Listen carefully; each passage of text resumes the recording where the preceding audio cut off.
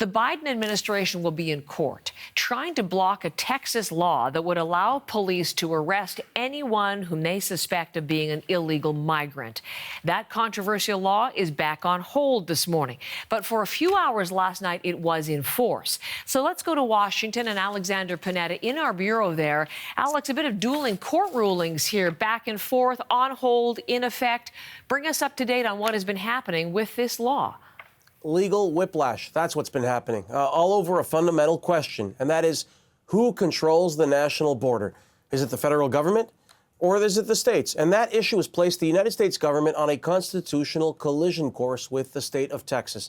This dispute centers on a Texas law, SB 4. The law imposes state penalties for entering the U.S. illegally.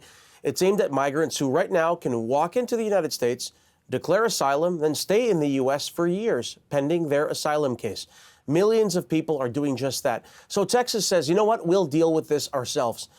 Its law allows police in Texas to demand people's immigration papers. And if you cross illegally, you can be jailed for 6 months for a first offense. For a second offense, it's up to 20 years.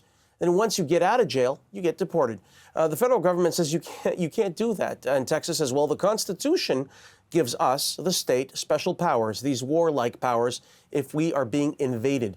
And that's what's being litigated since last year. But what happened yesterday, in the span of a few hours, was this judicial ping pong where the Supreme Court allowed the law to take effect for now while the case is being fought.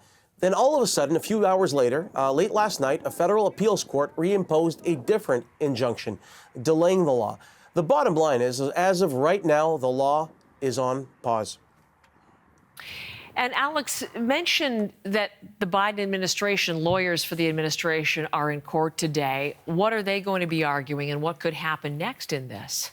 Yeah, so this appeals court's going to hear oral arguments about what to do with the current injunction while the case continues to be fought on its substance, probably back to the Supreme Court.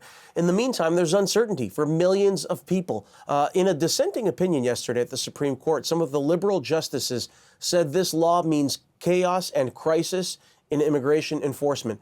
The Democrats say in Washington say that there's a better way to do this. They had a bill to tighten the border. It would have spent more money on border agents, on more immigration judges, on more detention facilities, so that migrants could be detained and have their asylum cases processed in days instead of years, which is how long it takes right now. Here's one of the authors of that stalled bill, Senator Chris Murphy, commenting on the Texas law.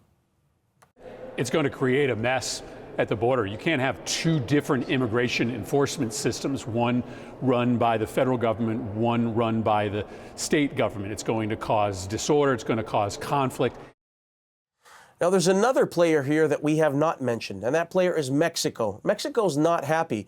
It responded to yesterday's news saying it's not going to accept deportations from Texas. Mexico says it deals with federal authorities, not a state. But the big picture here is this.